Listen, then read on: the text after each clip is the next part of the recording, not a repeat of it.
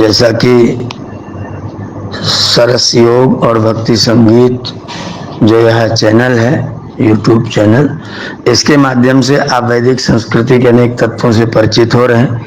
हमारी वैदिक संस्कृति में दो शब्द बहुत प्रयुक्त हुए हैं। एक शब्द श्राद्ध है और दूसरा शब्द तर्पण है। श्राद्ध और तर्पण, ये श्राद्ध और तर्पण शब्द को अपने भ्रम को हटा करके निर्भ्रम होने के लिए आप इन शब्दों के विषय में आज इस कड़ी में, इस कणिका में आप श्रवण करेंगे। श्राद्ध और तर्पण ये दो शब्द हैं। श्राद्ध जो शब्द है वो एक श्रत उपसर्ग है और एक धा धातु है। श्रदंतरयोर उपसर्गवत वृत्ति ही, ऐसा व्याकरण शास्त्र में एक परिभाषा के अनुसार कहा गया कि श्रत और अंतर को उपसर्ग मान लेना चाहिए। है नहीं उपसर्ग, लेकिन इनकी उपसर्ग के समान प्रवृत्ति होती, इनका प्रयोग होता है। तो श्रत को हमने एक उपसर्ग घोषित किया और दूधाएं धारण पोषण योग। दूधाएं धातु धारण और पोषण, धारण करना और पोषण करना, पुष्ट करना, उसको बलवान बनाना, उसको सामर्थ्यवान बनाना, इन दो अर्थों में धा धातु का प्रयोग है। धारण करना और धारण किए हुए को सामर्थ्यवान बनाना, इसे बोलते हैं धा। तो श्रत और धा ये दो शब्द हैं। धा धातु है और श्रत का उपसर्ग के समान वृत्ति है। श्रत का अर्थ होता है सत्य। श्रत शब्द का अर्थ है सत्य। यत् शृणाति, जिसका हम आश्रय लेते हैं, जिसको हम स्वीकार करते हैं, जिसको हम अपने जीवन में धारण करते हैं अपना कल्याण करने के लिए, उसको हम श्रत कहते हैं। और ये श्रत माने सत्य। और धा का मतलब होता है धारण करना और पोषण करना। तो जिसके द्वारा हम सत्य को धारण करते हैं और सत्य का पोषण करते हैं, उसका नाम है श्रद्धा। सत्य को धारण करना और पोषण करना, जिसके द्वारा, जिस क्रिया के द्वारा, जिस बुद्धि के द्वारा, जिस साधन के द्वारा, जिस मन के द्वारा हम सत्य का धारण और पोषण करते हैं, उस क्रिया प्रक्रिया का नाम है श्रद्धा। सत्य को धारण करने का विचार, सत्य को धारण करने की बुद्धि, सत्य को धारण करने की प्रक्रिया, उसका नाम होता है श्रद्धा। वेद में श्रद्धा की बड़ी प्रशंसा, श्रद्धाम प्रातः हवामहे, श्रद्धा मध्यम दिनम परि, श्रद्धा मध्यम दिनम परि, श्रद्धाम भगस्य मूर्धनि, श्रद्धे श्रद्धापये न। पूरा एक श्रद्धा सूक्त ऋग्वेद में दे रखा है और श्रद्धा की बहुत प्रशंसा की गई है। श्रद्धया ब्रह्मचर्येण संवत्सरम संवत्सथ यथा कालम प्रश्नान पृच्छथ यदि ज्ञास्यामः अवश्यम ते कथयिष्यामः। तो श्रद्धा का विशेष महत्व वैदिक संस्कृति में है। और ये श्रद्धा मैंने जैसा कि आपको बताया, सत नाम सत्यम तद्दधाति श्रद्धा, जो सत्य को धारण करने वाली हमारी क्रिया है, हमारी मेधा है, हमारी बुद्धि है, हमारे विचार हैं, उनका नाम है श्रद्धा। और श्रद्धया यत् क्रियते तत् श्राद्धम। तो श्रद्धा शब्द से हमने अण प्रत्यय कर दिया। श्रद्धा शब्द से अण प्रत्यय करेंगे। जो श्रद्धा पूर्वक जिस कार्य को किया जाता है, उस कार्य का नाम होता है श्राद्धम, श्राद्ध, जिसको हम श्रद्धा पूर्वक करते हैं। अब श्रद्धा पूर्वक कब करेंगे? जब हम पहले सत्य को धारण करने की बुद्धि पैदा कर लेंगे। पहले जब हम सत्य को जान लेंगे, सत्य को स्वीकार कर लेंगे, सत्य को मान लेंगे और सत्य को अपने आचरण का विषय बना लेंगे, तब हमारी पैदा होगी श्रद्धा। और जब श्रद्धा को पैदा करके फिर हम श्रद्धा पूर्वक कोई कार्य करेंगे, तब वह कार्य होगा श्राद्धम। एक व्यक्ति आपसे मिला, कुर्ता धोती पहना हुआ है, तिलक लगाया हुआ है, पुस्तक हाथ में है, आपके सामने क्या चित्र आएगा? ये तो पंडित है। चित्र को, रूप को, आकार को देख करके आपने जान लिया कि यह व्यक्ति पंडित है। पंडित जान करके आपने उससे संस्कृत में बातचीत करना शुरू किया। नमस्ते भगवान कुता भवन्तः समायान्ति, ये बोला तो वो कान खड़े कर दिया। अरे आप क्या कह रहे हैं? मैं तो समझा ही नहीं आपने क्या कहा।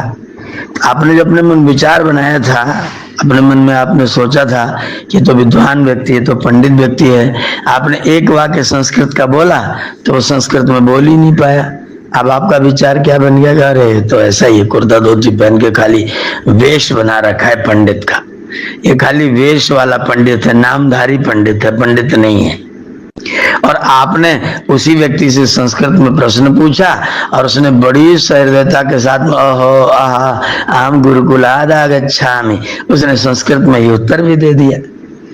अब आपका उसके प्रति रुचि बढ़ेगी तो आप कुछ और प्रश्न पूछेंगे, कुतः समायान्ति, किम कार्यम कुर्वन्ति, भवताम किम कार्यम, किम उद्देश्य अस्मत् ग्रामम आगतवान अस्ति, क्या उद्देश्य लेकर के आप मेरे गांव में आए हैं? उनका किमपि नैव केवलम मिलितुम आगतोऽस्मि, कैश्चित् सह वेदवार्तां कर्तुम आगतोऽस्मि, अहम वैदिकोऽस्मि वेद वार्तां कर्तुम इच्छामि, मैं वैदिक हूँ, वेद की वार्ता करने के लिए आपके मध्य में आया हूँ। अब उसके प्रति आपके मन में श्रद्धा पैदा हो, ओहो अयम तो विद्वान वर्तते, अयम तो ज्ञानी वर्तते, अयम तो सत्यम जानाति, अयम तो वेदम जानाति, वेदस्य वार्तां करोति, वेद प्रचाराय आगतवान अस्ति। अब आपकी उसके मन में क्या पैदा हो गई? श्रद्धा।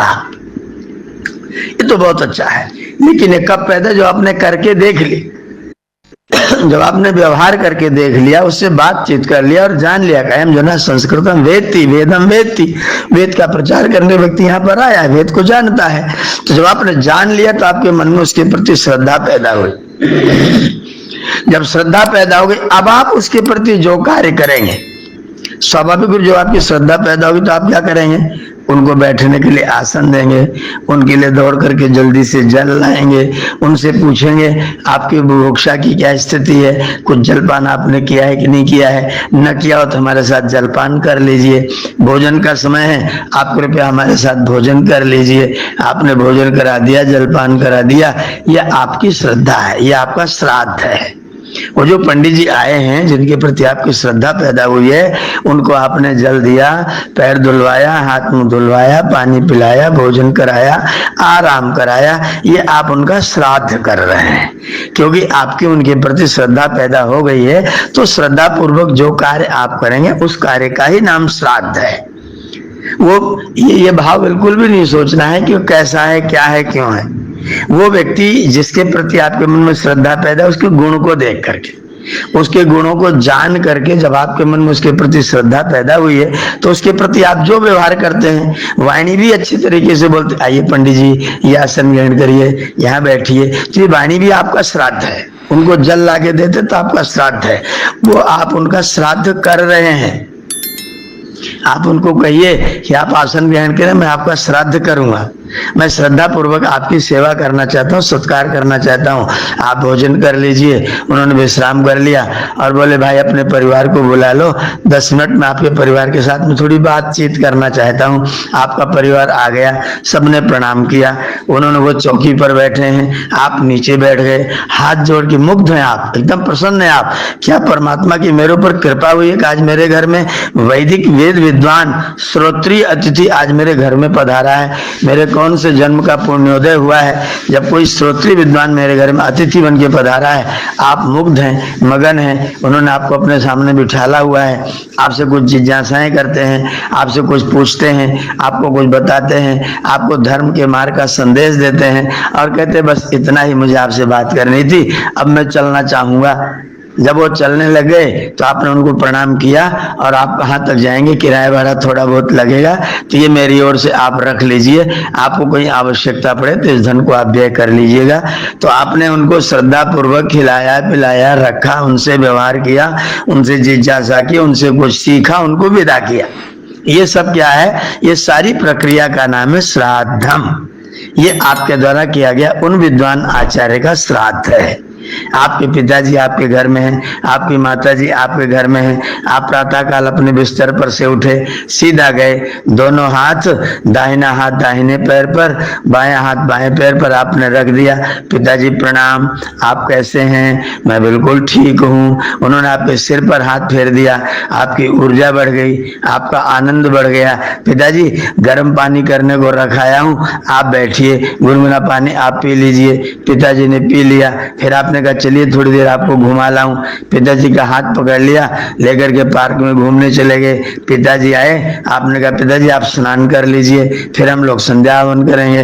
पिताजी ने स्नान कर लिया, यज्ञ हो गया, फिर आपने चरण स्पर्श प्रणाम कर लिया, पिताजी को जलपान करा दिया, पिताजी को बिठाल दिया। पिताजी अब मैं अपने काम पर जा रहा हूँ, दोपहर को भोजन करने आऊंगा या नहीं आऊंगा तो शाम को आऊंगा, आप तब तक विश्राम करिए, कुछ पढ़ना लिखना तो किताबें रखें, आप उसको पढ़ लिख सकते हैं। ये आपके पिताजी का आपके द्वारा किया गया श्राद्ध है। सायंकाल आप फिर आए, रात को सोने से पहले थोड़ी देर पिताजी के पास बैठ गए, उनके पैर दबा दिए, उनकी थोड़ी सेवा कर दी, उनके लिए चारपाई बिछाया, पानी सामने रख दिया, पिताजी आप विश्राम करें, मैं भी अब विश्राम करूंगा।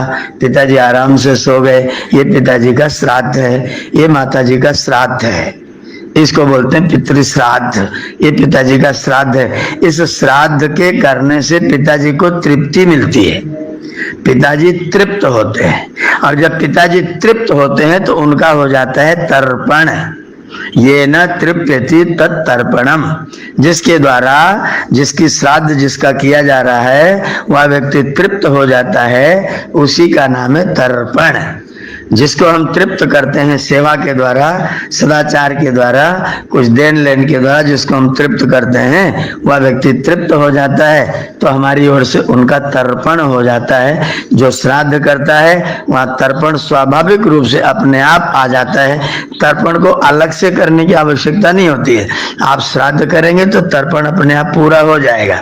तो श्राद्ध और तर्पण दोनों ही क्रियाएं साथ साथ में पूर्ण हो जाएंगी, एक ही बार में पूर्ण हो जाएंगी।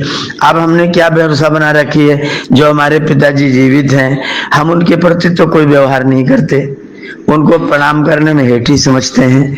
वो घर से बाहर निकलते समय आपको पूछ लें बेटा कहाँ जा रहे हो, तो आप नाराज जाते हैं कि आपने मुझे टोक दिया। अरे पिताजी तुम्हारे 75 हैं, तुम्हारी पूछ रखते हैं, तुम्हारे आने की प्रतीक्षा करते हैं, ये तुम्हारा बहुत बड़ा सौभाग्य है कि तुम्हारे घर में कोई तुम्हारी प्रतीक्षा करने वाला है कि मेरा बेटा आ रहा होगा। उनके हृदय से आपके प्रति सदैव आशीर्वाद निकलता रहता है। जब तक वो रहते हैं तब तक आप उनका तिरस्कार करते हैं, वो बोल दें तो आप कहते हैं अब आप चुप रहिए, अब आप ज्यादा क्यों बोल रहे हैं, अच्छा आप शांत हो जाइए, आप बहुत ही ज्यादा बोलते हैं, आपको क्या पड़ी है, कोई कुछ भी कर रहा, आपसे क्या लेना देना है, आप किसी मेरे बच्चे को कुछ मत बोलिए, बच्चे को बच्चा रहने दीजिए। आप जो अपने पिताजी को इस तरह का सजेशन देते हैं ना, तो आप श्राद्ध नहीं करते हैं। वही पिताजी जिनको आप बार बार तिरस्कृत कर रहे थे, जब उनका देहांत हो जाता है तो उनके नाम पर आप श्राद्ध करते हैं कि मैं तो श्राद्ध कर रहा हूँ, अब तो मैं पिंडदान करता हूँ, अब मैं श्राद्ध करूंगा। पिंडदान पर चर्चा में बाद में करूंगा, फिलहाल श्राद्ध और तर्पण पर अपने आप को सीमित कर रहा हूँ। पिताजी के जीते जी जो आप उनके साथ करते हैं वही उनका श्राद्ध है। जो आचार्य विद्वान अतिथि आपके घर में आता है, आप उसका स्वागत सत्कार करते हैं, ये उनका श्राद्ध है। उनसे आप 4 अक्षर सीखते हैं, उनसे पढ़ने की कोशिश करते हैं, आपका श्राद्ध है। आप उनका श्राद्ध कर रहे हैं और इस श्राद्ध से उनकी तृप्ति अवश्य ही होती है, उनका तर्पण अवश्य ही होता है। तो श्राद्ध और तर्पण की क्रिया जीवित पितरों के साथ अगर आप करेंगे तो आपका बड़ा कल्याण होगा। पिताजी का शरीर छोड़ने के बाद वो वहां चले जाते हैं, किसी माता के पुत्र हो जाते हैं, किसी माता की पुत्री हो जाती हैं, और वो माता पिता फिर उनका श्राद्ध करना शुरू कर दें, क्योंकि वो अपना बच्चा है, वो अपने बच्चे का श्राद्ध नित्य करते, श्रद्धा पूर्वक, आदर पूर्वक, स्नेह पूर्वक, प्रेम पूर्वक अपने बच्चे का लालन पालन पोषण, दूध दही जो चीज खाने के योग्य जो रहता है उसका खूब सेवा सत्कार होता है। उसका श्राद्ध तो वहां हो ही रहा है, और वो अपना वो वाला शरीर छोड़ के आपके यहाँ तो आने वाला नहीं है। ऐसी कोई उपस्थिति होने का तो कोई मतलब ही नहीं है। इसलिए जब तक पिताजी हैं तब तक आप उनका श्राद्ध करिए, उनका तर्पण करिए। यही वास्तव में श्राद्ध और तर्पण है। हमारे यहाँ श्राद्ध का जो महत्व दिया गया है वो इसी श्राद्ध का महत्व है। पिताजी के मृतक हो जाने के बाद आप उनका श्राद्ध करते हैं तो उनका स्मरण करके अगर आप विद्वान अतिथियों को अपने घर में बुला करके यज्ञ करते हैं, उनका उपदेश सुनते हैं, उनसे ज्ञान प्राप्त करते हैं, गुरुकुल आदि संचालन करने के लिए आप उनको अपनी ओर से धनराशि दान करते हैं, वह भी श्राद्ध है। लेकिन वो श्राद्ध उनका है जिनका आप कर रहे हैं, आपके पिताजी का नहीं। आप अपने पिताजी की स्मृति में श्राद्ध इन्हीं का करेंगे, उस श्राद्ध से पिताजी तो अपने दूसरे शरीर में रह रहे हैं, लेकिन आपके ऊपर उन पितरों की, जो अब वर्तमान के पितर है, उनकी कृपा आपके ऊपर अवश्य होगी। और जब आप अपने पितरों के स्मरण में इन पितरों को बुलाएंगे और वे पितर आपके पिताजी का धन्यवाद करेंगे, तो निश्चित तौर पर आपके पितरों का यश बढ़ेगा, वे यशस्वी बनेंगे, वे अमर होंगे, वे अमरता की श्रेणी में आएंगे। तो आपके इन विद्वानों का श्राद्ध करने से आपके पिताजी की अमरता सिद्ध होती है, क्योंकि जब भी आप यज्ञ करने बैठते हैं तो अपने दादाजी का नाम तत्र भवताम श्रीमताम अमुक महोदयानाम पौत्र, तत्र भवताम श्रीमताम अमुक महोदयानाम पुत्र, अमुक गोत्रोत्पन्ना, तो अपने ऋषियों को भी तृप्त करते हैं, अपने पितरों को भी तृप्त करते हैं। उनका नाम लेकर के, उनका स्मरण करके जब आप इन विद्वानों का श्राद्ध करते हैं तो आप उनका नाम लेके उनको आप अमर करते हैं। इसलिए उनकी स्मृति करते हुए इन पितरों का श्राद्ध ही वास्तव में श्राद्ध है, यही वास्तव में तर्पण है। श्राद्ध और तर्पण जीते जी अपने माता पिता का, गुरुजनों का, आचार्यों का, तिथियों का करना ही शास्त्रोक्त है, शास्त्रीय विधान है। वही श्राद्ध और तर्पण करना श्रेयस्कर है, वही श्राद्ध और तर्पण कल्याणकारी है। तो आप इस श्राद्ध और तर्पण को अपनाएं। अपने जीवित माता पिता जो आपके आदर के भूखे हैं, प्यासे हैं, उन पितरों को अपने आदर से, अपने प्यार से, उनके सम्मान से आप उनको अवश्य तृप्त करें, उनका तर्पण अवश्य करें, उनका श्राद्ध अवश्य करें, उनकी भावनाओं का आदर अवश्य करें। अपने निर्णयों में उनके निर्णयों को समाहित अवश्य करें और अपना कोई भी निर्णय करने के बाद, निश्चय करने के बाद अपने पितरों से राय अवश्य पूछे कि पिताजी मैंने ऐसा करने का सोचा है, इस विषय में आपकी क्या राय है। अगर वो आप ऐसा पूछते हैं तो उनका थोड़ा सा सम्मान बढ़ जाता है। वो सोचते इसका मतलब मैं अभी घर में बेकार नहीं हुआ हूँ, मेरी भी पूछ है। तो जब आप उनका श्राद्ध करते हैं, तर्पण करते हैं, तो अपनी पूछ समझते हैं और उनकी पूछ होती तो आपको आशीर्वाद प्रदान करते हैं। इन्हीं पितरों का श्राद्ध और तर्पण करके आप आशीर्वाद प्राप्त करिए। उन पितरों को, जो आपके गए पितर हैं, जो आप शरीर से नहीं है, उन पितरों का स्मरण करके इन पितरों का आदर करेंगे तो वे पितर अमर होंगे, उनका यश बढ़ेगा, वे यशस्वी होंगे।